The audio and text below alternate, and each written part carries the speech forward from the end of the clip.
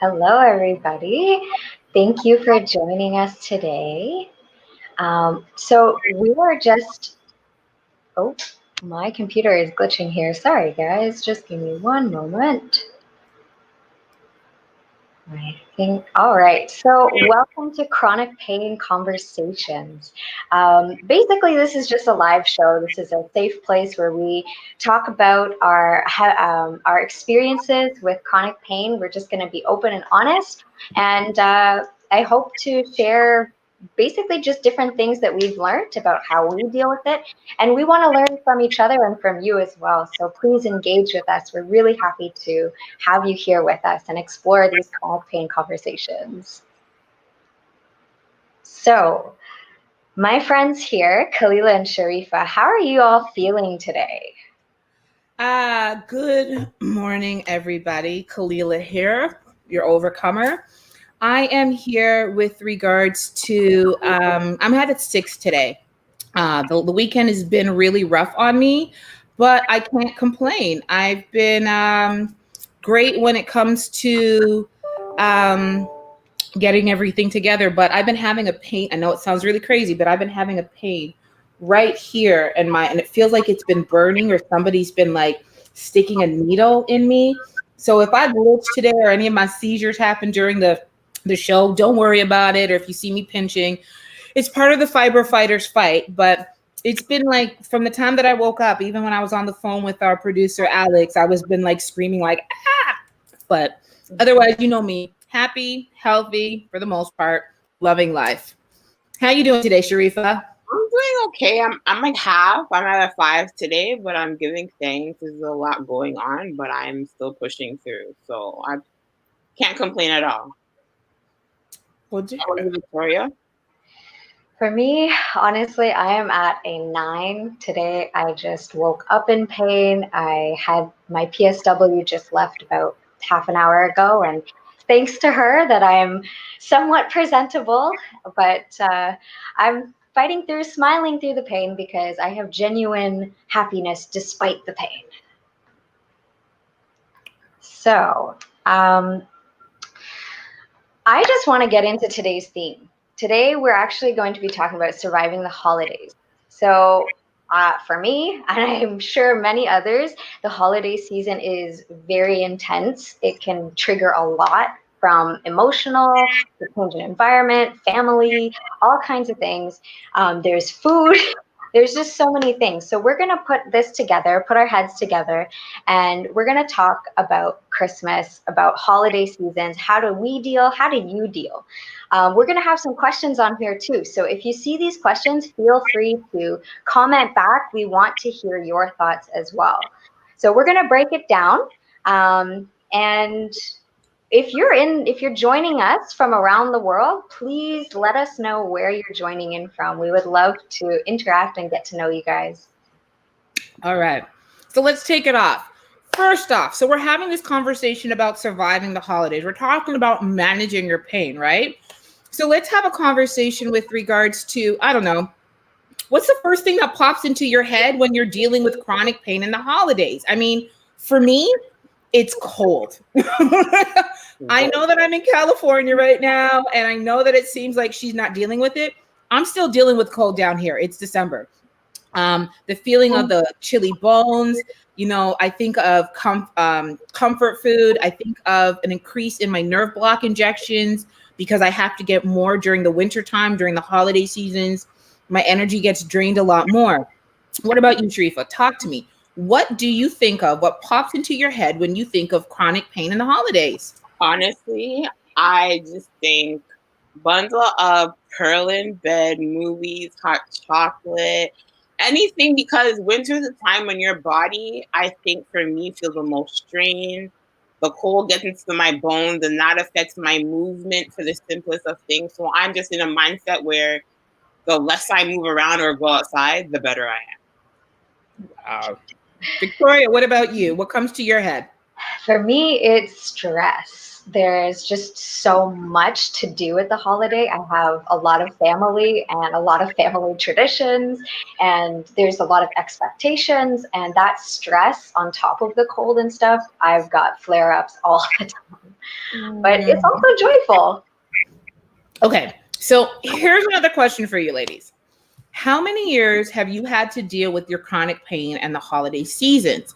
So for me, honestly, out of the three of us, I think I'm the baby in this part of the situation because I've only been diagnosed for the last 3 years with fibromyalgia, PNES.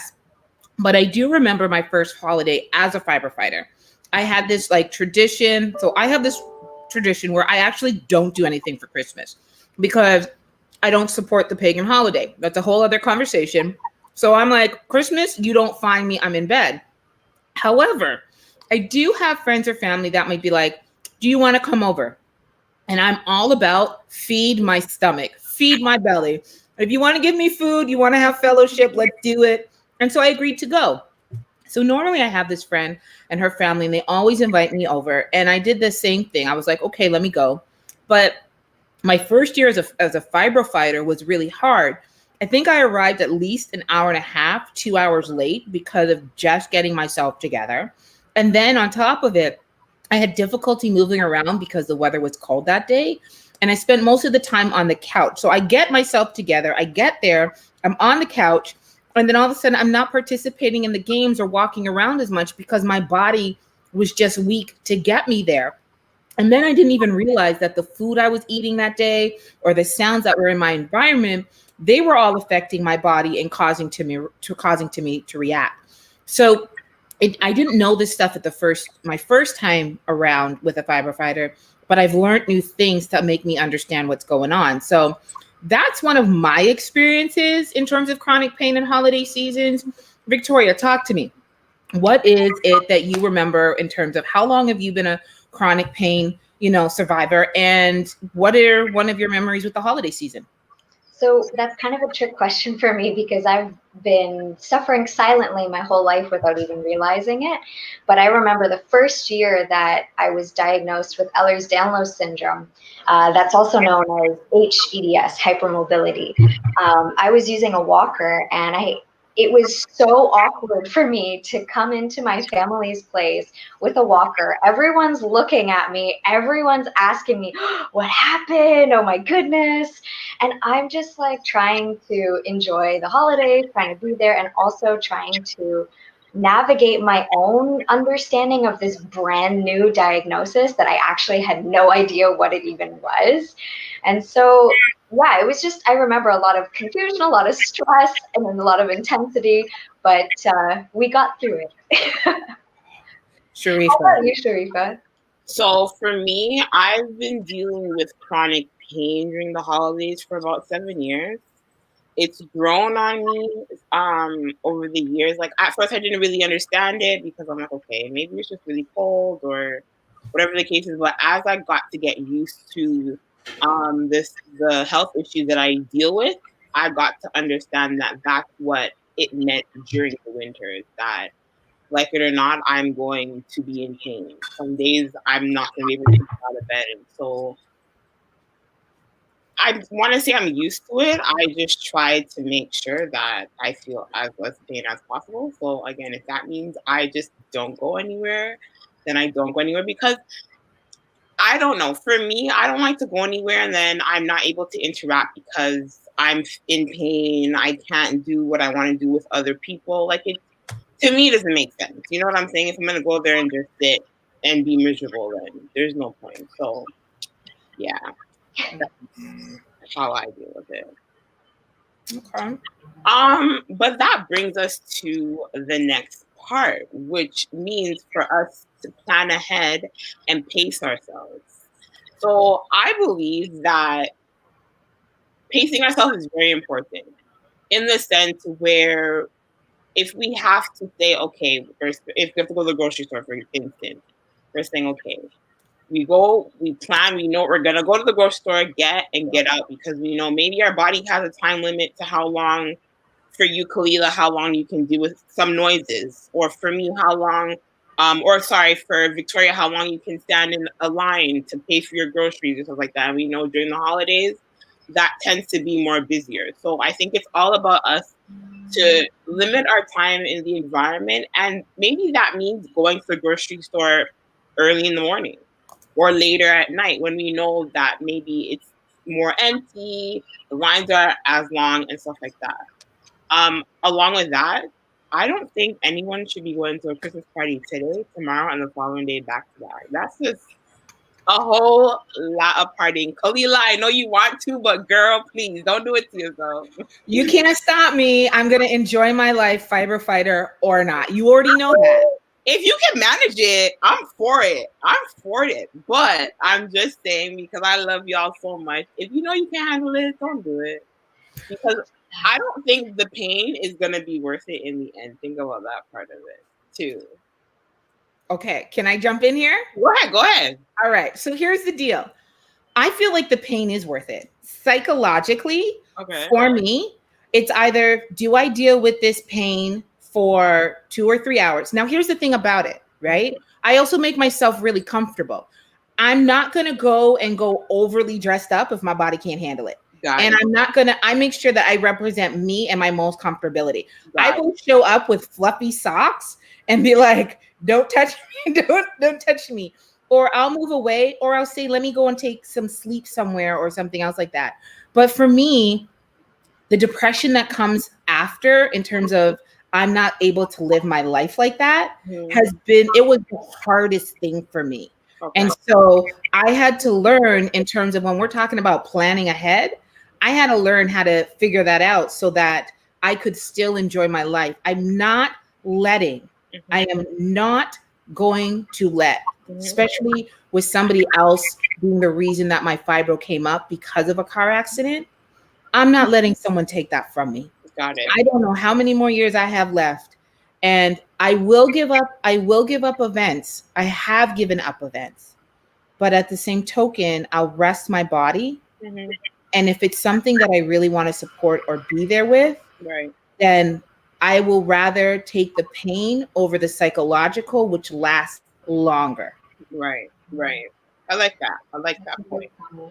That's definitely right. But I think if you have to think about things, there's nothing wrong with taking breaks during events. If you have to, miss out on someone's event, then that's just it. But it's just to your preference. You know what I'm saying? Also, when you go to events, I think that we either have someone be there with us just in case. Let's say you can't drive home. Let's say, Khalilah, you have, one of your seizures, you can't drive home. You may need that person, or you leave early from the event so you have that time to drive yourself home, get settled, and be okay. And I think one last thing with planning ahead is buy your holiday needs before the holiday season. There's nothing wrong with that. There's nothing. So true. Guys, after Christmas, they have Christmas sales. You can buy furniture the year before. So plan ahead. Don't feel no ways when people are buying Valentine's Day. You're walking out the store with any Christmas stuff, ornaments, or whatever. Don't feel no type of way. Get it early because you might get a good price. And then when everyone's on the hustle and bustle, you're chilling, sipping on your wine and your hot chocolate. That's what I think. Oh my gosh. What about you, Victoria? Tell us, because I could go on for days in terms of pre-planning. So tell us what's going on with you. What do you do to plan ahead? Honestly, I have ADHD. I'm all over the place. I love going and doing everything I possibly can, and then my body feels it afterwards. So I'm in this transitional phase where I'm trying to accept what Sheriffa is saying, but also apply planning to be comfortable in that space as well. And so I'm learning how I can, choose my events wisely and really prioritize what is it that I can actually handle and what is it that I cannot. And what I notice is around holiday season, I can't really choose when everyone's going to have their events. And sometimes I've got 3-4 events on the same day. So I may have to choose. Okay, I can only go to 1 or 2 of these, so let's prioritize here. And I don't know if I can jump into the next section, but I think it really goes into planning your comfort, because wherever you go, I've learned that I have to have things in place in order for me to get out of that okay, because on top of the physical body effects, I deal with mental illness, and I can be very emotionally triggered by a lot of these things too. And this is going to affect me days, weeks beyond this holiday season. So I try to think about what can I do to actually get a little bit of me time. So I take medical marijuana, and usually what I do is I actually say, I'm going to go take meds, and I will leave for about 10-15 minutes, and I'll go have that 15 minutes in my car by myself, and just sometimes I'll pray, sometimes I'll listen to music, but it's just that personal time. And as well, there's all kinds of different things like essential oils, lavender. I have like body butter that I use, all kinds of different things that help sensory things to help ground myself and to remind myself that it's okay to take breaks. Before I continue, I want to ask you guys, do you have anything that you do to make your space comfortable where you go? Sheriffa, you want to go first, girl? I'm laughing because Khalilah has opened my mind to being comfortable. Literally, you could be with Khalilah in a public bathroom and you're comfortable, okay? But I'll let her explain because I know she's gonna tell you what she does. But for me personally, like when I'm home, right now I found a hobby of making candles, selling candles, and me personally, I use my own candles, and it's very therapeutic. So I have different ones for different moods. So that's something that I always loved, and I love even more now because it's my own creation. So that's what I do. I just do candles. I like bright bed sheets during the holidays and stuff like that. I think I'm one of them that deal with that, so I need that kind of stuff. And I'm a lover of always having a cup of tea in my alone moment. So I So reach for mine. Okay, so you guys, here's the deal. Sheriffa's laughing at me, but I think I love it. I love it. So I'm the kind of person, and I think Victoria and Sheriffa have both like benefited off of this. Yes. In the summertime, in my car, I have a half tent, I have a cot, and I have blankets, and I have chairs, like the beach chairs. On a wagon. That's new, but I got the wagon because I need help pulling now. But yeah, I'm showing up, creating an environment. Like we sit back. One of the things that my mentor said was, you can control the environment of a room. So if I'm going to a place and I know that they've got hard backs, it took me a long time to get okay with it, but I'll show up with a pillow and be like, bun you, because you ain't the one that's taking care of me and my back later on, right? I will show up and I'll bring my own, like I'll bring, the beach chairs or the cot, like, you know what I mean? I'll show up with that and be like, let me just find a one corner and that's it. Like you said, I'll bring things where it's making me just really comfortable. It could be anything from I'm bringing my own cheese, I'm bringing my own food, I'm bringing my own anything. Like I think what happens is one of the things that I had even before the accident was, if you have a car, you should have your toolkit in your car. You should have your overnight case in the car. Now, as a fibro fighter, I'm the same way, right? I have my blankets because maybe someone doesn't have a blanket. Maybe we're going outside and we're trying to enjoy the day. I have an extra pair of gloves. I've got an extra pair of warmers, hat. Those stay in the car. Sweater stays in the car. Blankets and stuff. They all stay in the car. So I don't have to always keep bringing stuff with me. Also, my meds stay in the car. So no matter what, I'm going to advocate for myself. I'll bring a heating pad if I need to. Because if we're spending a whole day, if we're spending 5 or 6 hours in someone's house for the holidays, I need to make it comfortable or I'm not going to enjoy myself and be comfortable, right? Then I'm going to be like, and that's no fun. What's the point of me going? Or you're going to be like, shoulda, coulda, woulda. Yeah. And I don't remember everything all the time, but there are things where I need it. Like the other day, I didn't even think about it. I had a photo shoot and, God was like, bring your heating pad. And I was like, okay, whatever. 6 hours later, I was still there. I was busted and I was on that heating pad for like 3 hours and I had to sleep. And it was my comfort. I'll bring my rolling balls or whatever, I don't care anymore because you don't put money into my bank account and you don't put money into my mindset. Like, if I need to take care of me, I'm going to take care of me and I'll advocate for it. But I need to make sure that my life is comfortable. And the only person that can make my life comfortable or advocate for me is me. Right? So that's kind of just the way I roll. Yeah, it's true.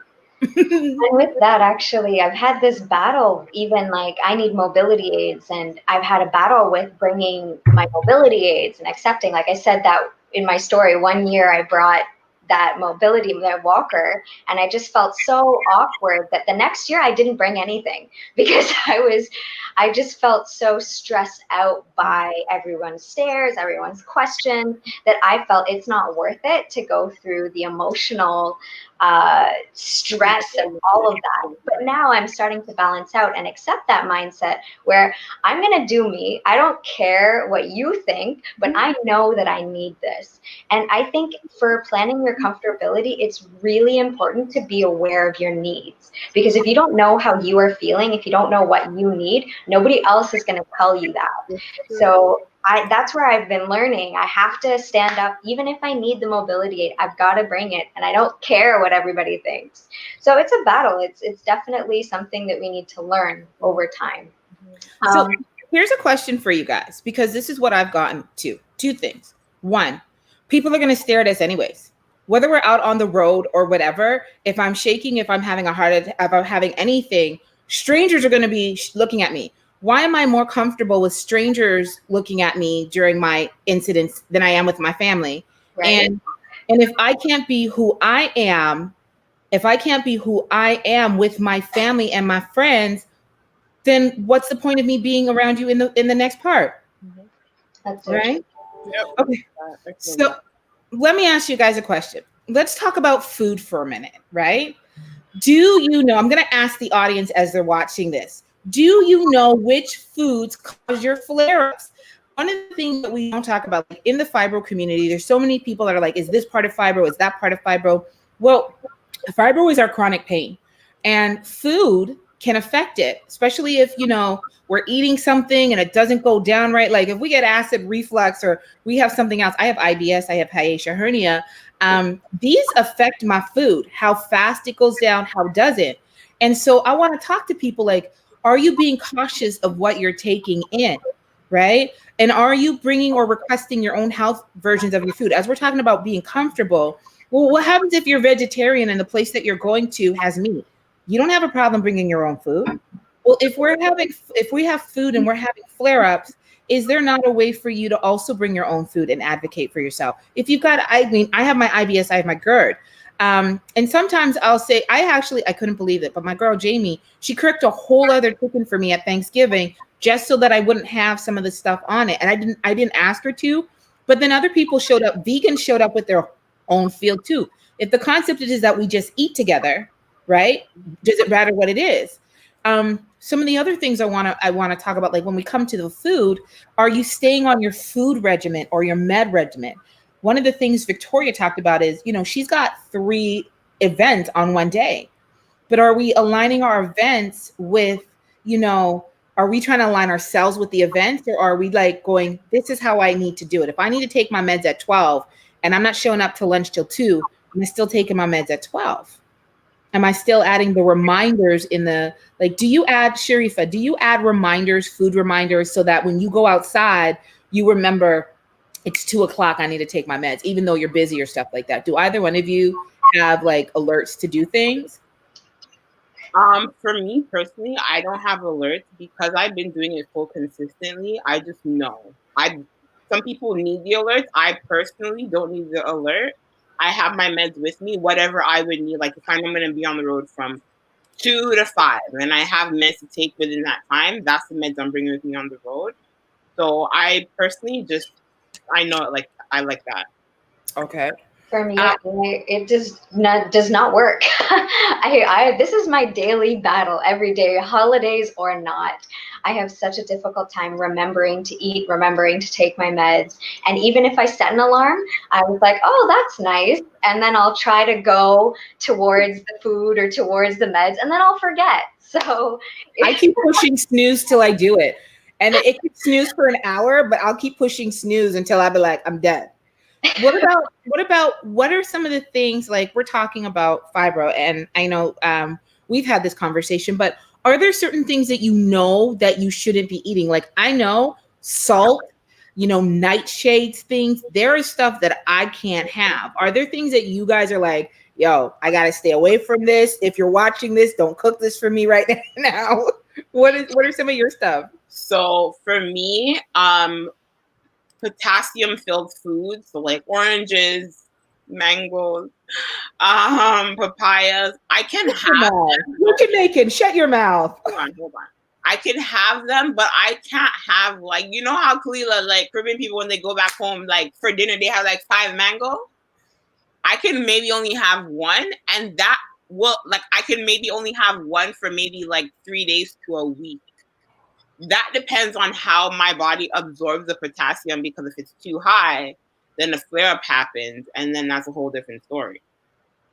Oh, no mango salad for Sheriffa. I can't do mango either. I'm like crying internally. Yeah. So, and then I have wheat. Wheat is another thing that has that can cause a flare-up for me too.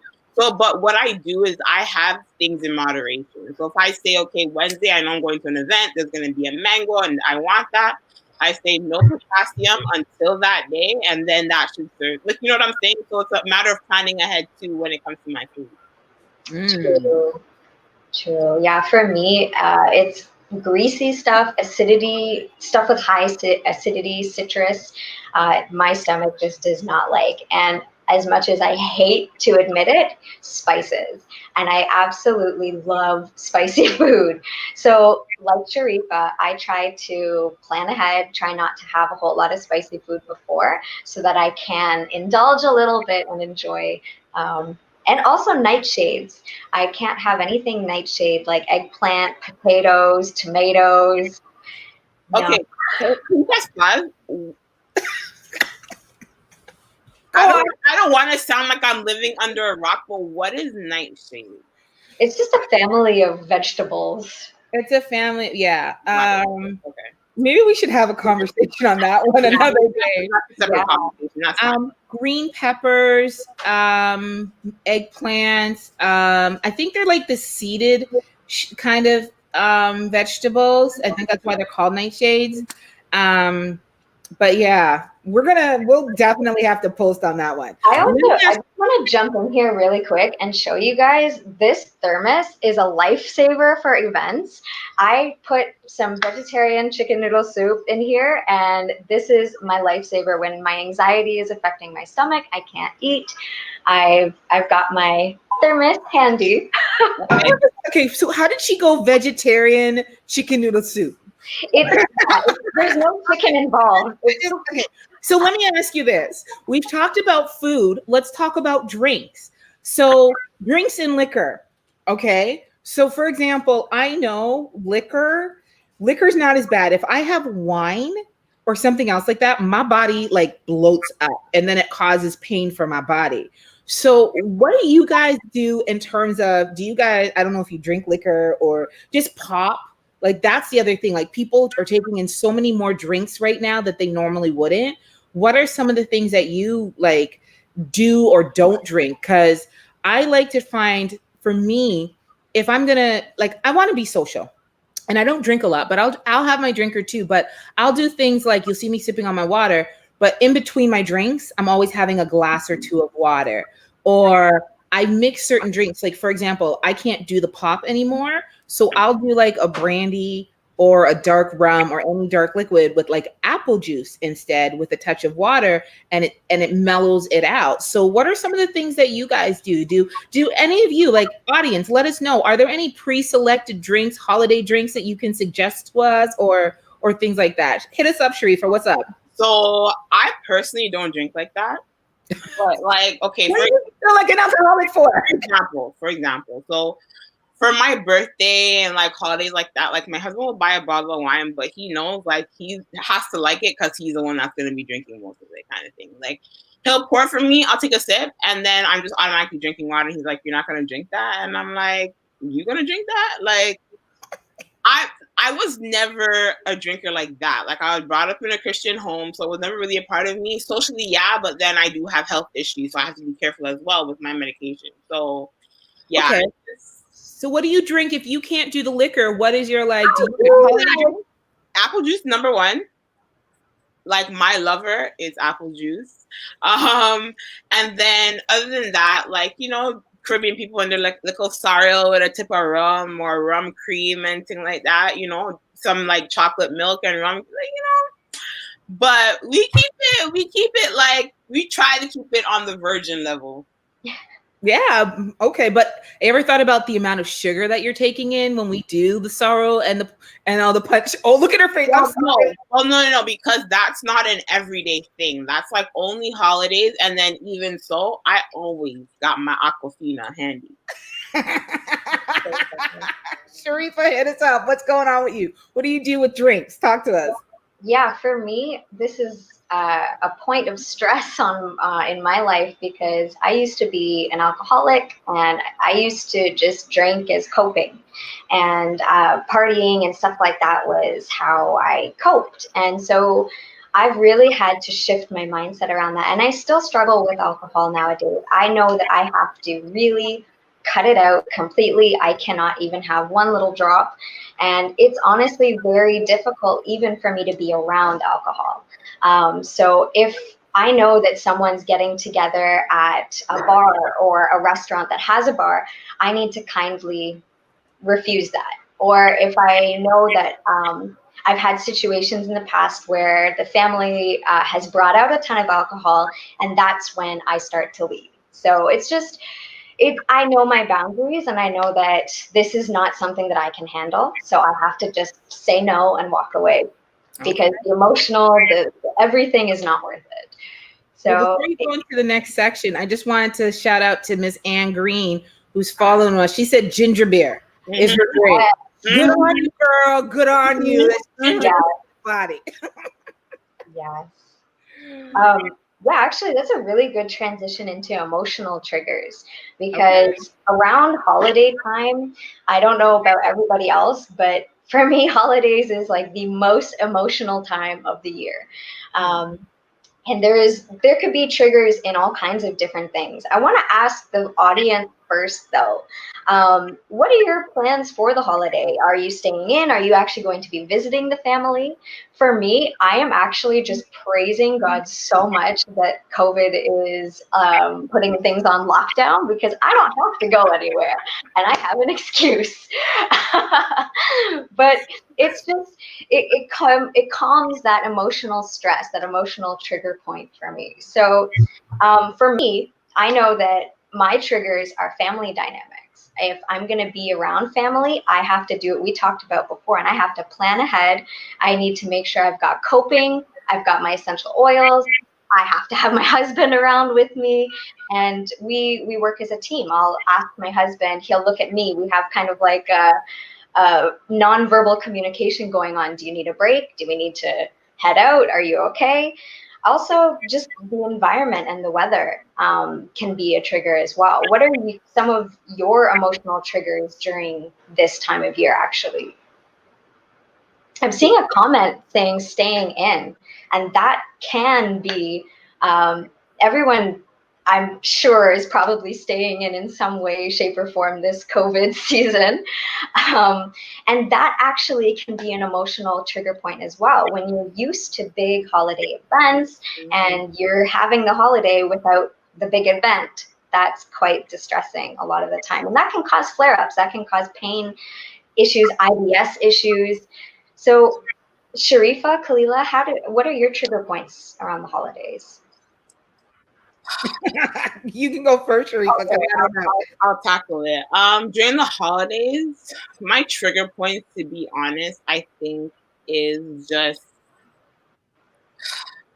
well, not this year. but usually just having to cook this, cook that, because my dad's vegetarian, so he's not doing meat, so we got to do a whole separate thing for him and give him options too. And then we got to do the regular stuff in bigger portions because everyone's eating good during the holidays. So for me personally, it's just cooking all the different dishes. And this is like cooking breakfast dishes. Then we got like midday, okay? And then we got dinner. So it's like a whole day. So what I've actually done, pacing yourselves, guys, is I start food the night before. So whatever I'm doing, all it's doing is going in the oven to warm up. I'm done. That's smart. I just enjoy Christmas Day. That's what I think. Oh man. I think the funny thing about it is I don't actually have a lot of emotional triggers because I shut Christmas down. I just shut it down. I was just like, I don't have to do it. I mean, I might cook, and well, actually, I haven't been cooking since like the accident really happened. So all of those things, I'm just waiting for people to feed me. So, you know, all my people that are out there that love me, you know, while you making some Christmas dinner, New Year's Eve kind of, you know, just put a plate aside for me. Call me up. I'll come get it. You don't have to bring it. I'll come get it. But I think that it's really one of the things that we're talking about is the inability to care for myself.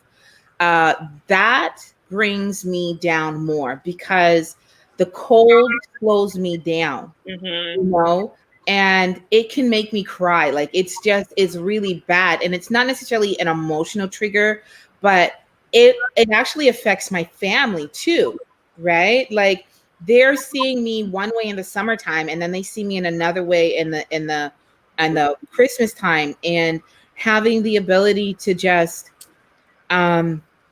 be me or try to be me in the best way can be really hard for me.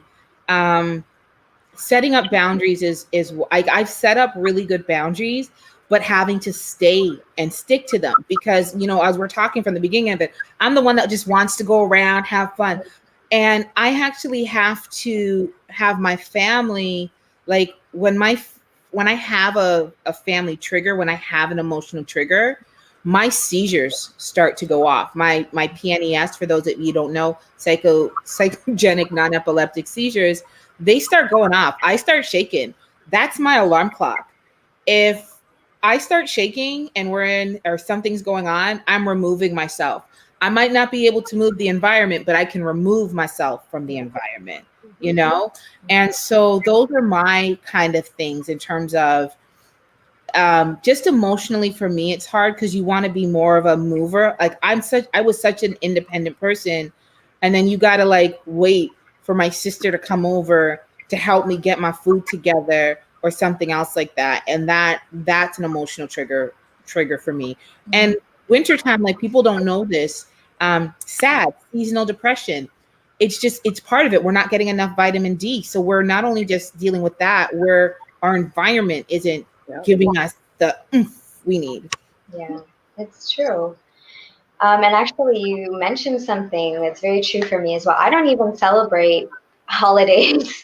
I don't celebrate Christmas, Kwanzaa, Hanukkah, whatever the holidays are around here. And so for me as well, it's also, I really like how you said putting up boundaries. There are certain things that I don't take part in, certain traditions that I don't take part in.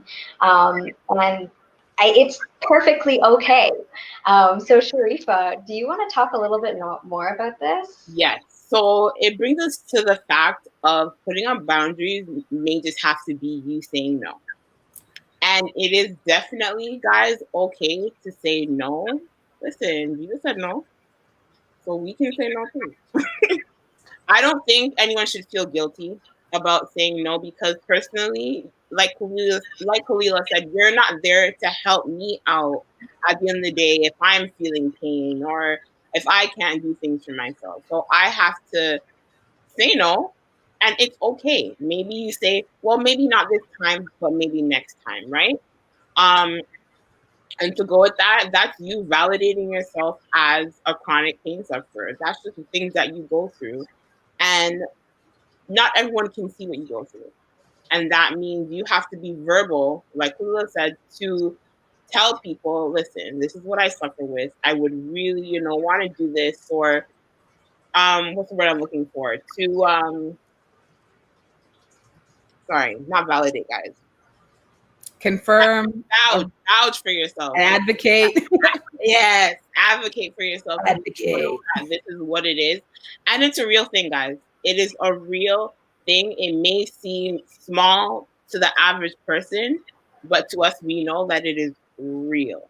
Okay? What I tend to do is I tend to tell myself little things in my head, especially when they know you feel bad. You have to kind of remind yourself about what it is, what you go through.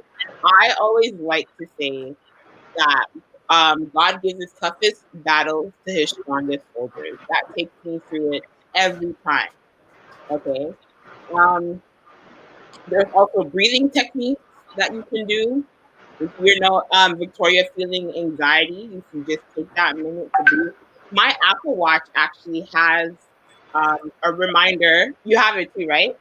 It's not Apple Watch, but it does. Okay. It has a reminder. I think like every hour you can either set it to like 5 minutes, 2 minutes, a minute, and it takes you through some breathing techniques. It takes your pulse and so you're like calm. And I love it. I use it all the time. And I just think just remind yourself that it's okay to be who you are and what you go through. It is okay. It is okay. You go through it because you can handle it and you got this. I honestly really struggle with that. And it's so funny you mentioned the watch because mine, it's just like a Fitbit thing, but it actually goes off when it notices my heart rate and everything elevating. Yeah. And it will say, hey, feeling stressed, you need to breathe. And so it's a nice reminder. Mine actually vibrates. Every time you're supposed to take a deep breath, it vibrates. And then it tells you to release. And it does it for a whole 5 minutes, whatever you want. So it's really good. Yeah, I honestly really struggle with not setting the boundaries, but keeping up with the boundaries is the hard part for me. Yeah. Because I want to do things. I don't want to offend family members. I want to you don't want to disappoint. Yeah, there's so many expectations that I feel like if I don't do it, I'm not going to be involved. Hold up. You afraid to disappoint other people, but you ain't afraid to disappoint yourself? Oh no, you need to check yourself on that one. I'm really sorry. That's right. So and it's not that. And you can love people. You can love your family, your friends, your coworkers, your everything, right?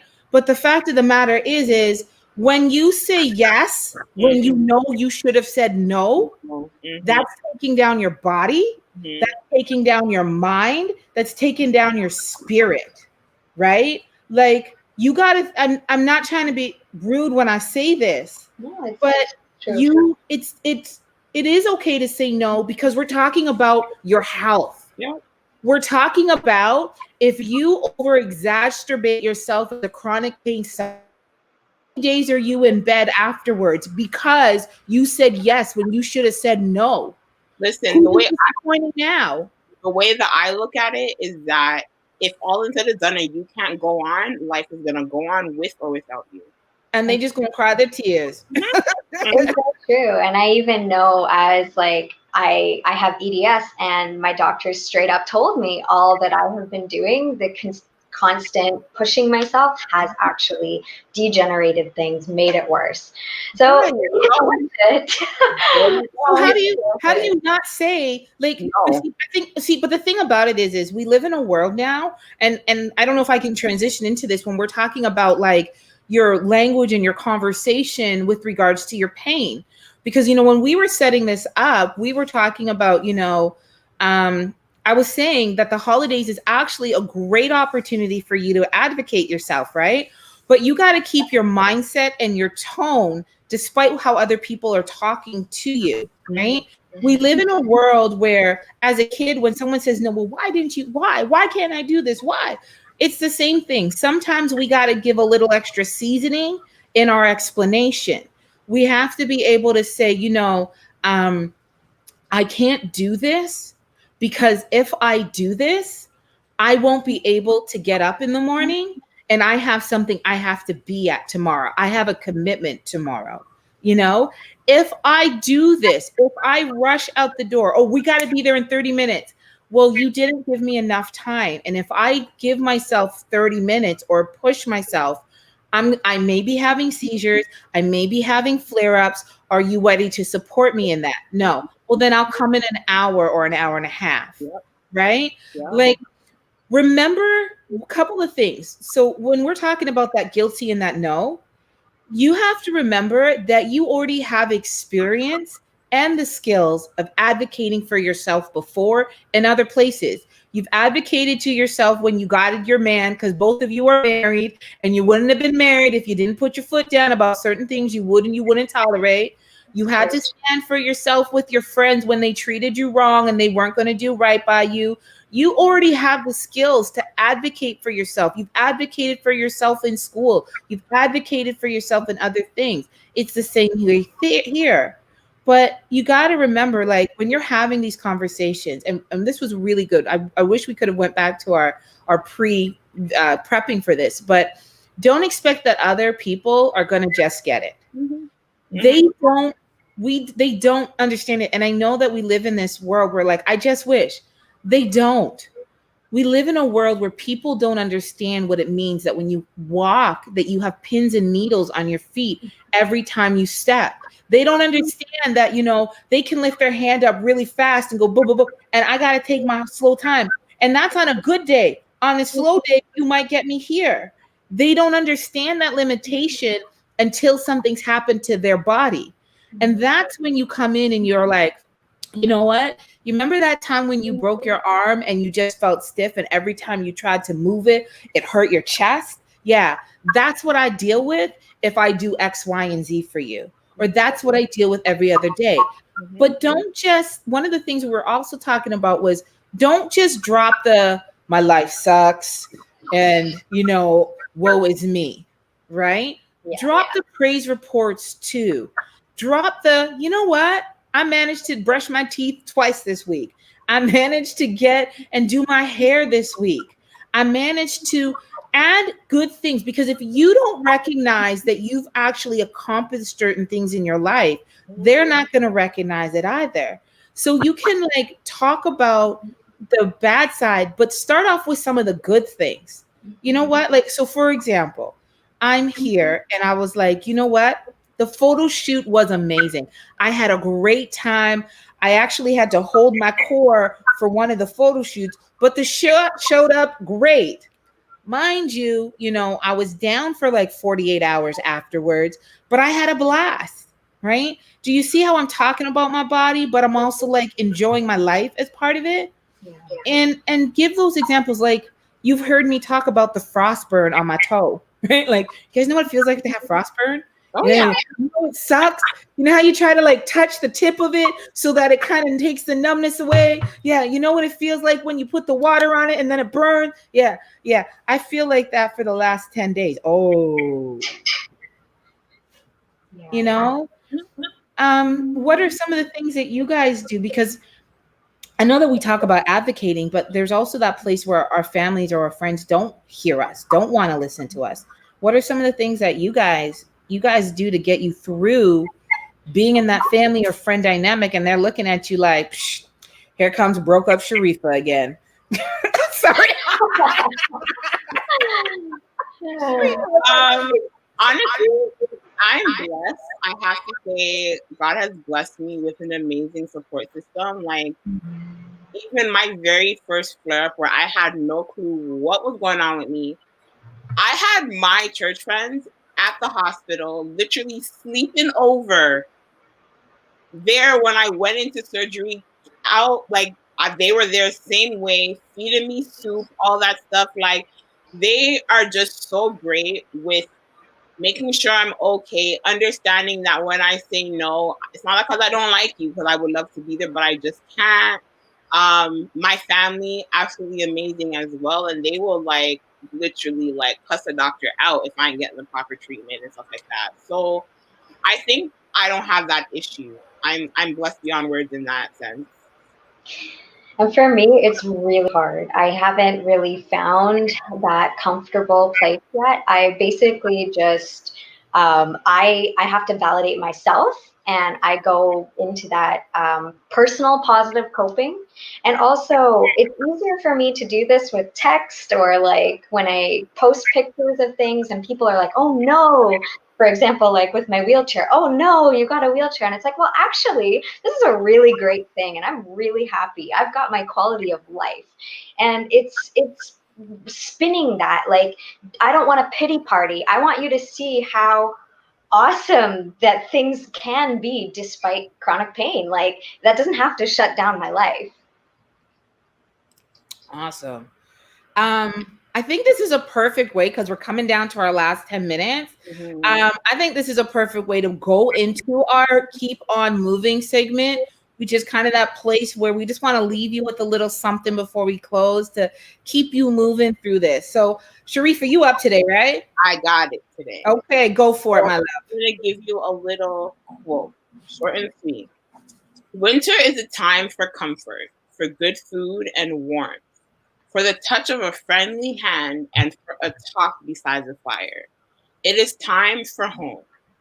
They who sing through the summer must dance in the winter. I think that speaks for itself. I'm a person where I just want everyone to just live in the moment. Winter is just a small part of the year. And honestly, guys, we got this. Chronic pain fighters got this. So this is our holiday episode. We are super excited to continue on with this. I just would like all of us to give you our final little thought here. For me, what I think of all of this, my personal summary is that this is a stressful time. It's a lot. There's a lot going on at this time.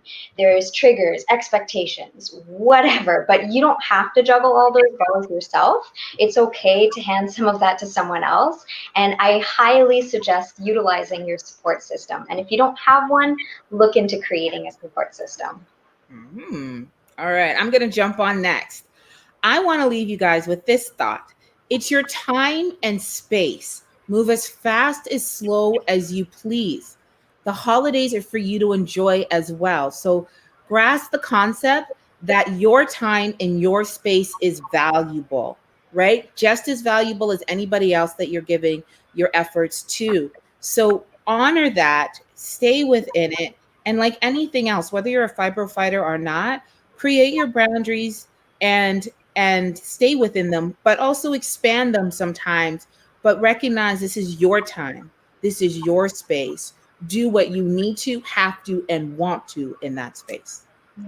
I want to leave you guys with the thought of do what you can. Don't overdo it. If you need to say no and be okay. Because at the end of the day, it's about you. It's about you enjoying life, doing what you have to do to stay sane, and just enjoy the holidays, guys. Mm-hmm. Okay. So we going into shout outs, Miss Victoria? Yes, so I'm seeing a bunch of comments there. I'm sorry I'm not able to remember all of your names, but I'm biased because a lot of them are my people. Well, thank Good you. supporting, great supporting. This is what we're talking about with the support network. We love to see you sending in your comments, engaging with us. It's really lovely. Deborah, all these other people sending us encouragement. Thank you so much. Mm-hmm. All right. So we're going to say thank you, but we've got something that we want to give you guys. So chronic pain conversations, we normally do this every 2 weeks, but we're taking out this pilot. We're going into season 2. And we just, if you guys saw, we put out a posting to ask you, the audience, what you thought about some of the logo options. So Alex, are you back there? Can you throw up and show everybody what we're coming back with coming January 5th? Throw it up there. We've got a whole new logo. We got a whole new slate. We're taking 2021. Oh, really? We're taking it into 2021. Alex, you got it? Gonna give him a moment. I feel like we got a whole new production team, like the Real and the View and thing. Like we're going serious here. Perfect. Show it up.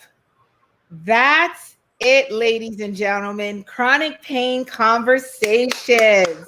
We're taking it up a level. We want to thank everybody that's actually put in a little bit of their to say in terms of what we were trying to do. We wanted to give you guys something holistic. We wanted to give you guys something that had the ability to give you like hope and some confidence and move you into that direction.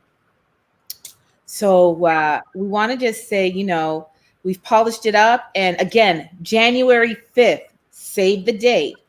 12 p.m. Eastern Standard Time, whatever it is in terms of your time zone, adjust for it. So you guys, you want to, I'll start off and sign out from this, but this is your girl, Khalilah Brewswell, also known as the Overcomer.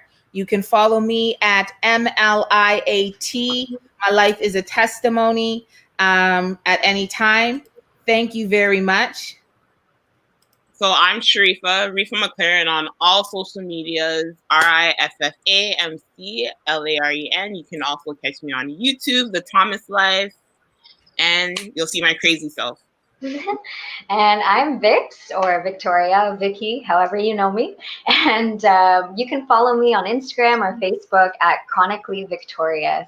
It was so lovely to see you all. Thanks, guys. Happy holidays, guys. Happy holidays.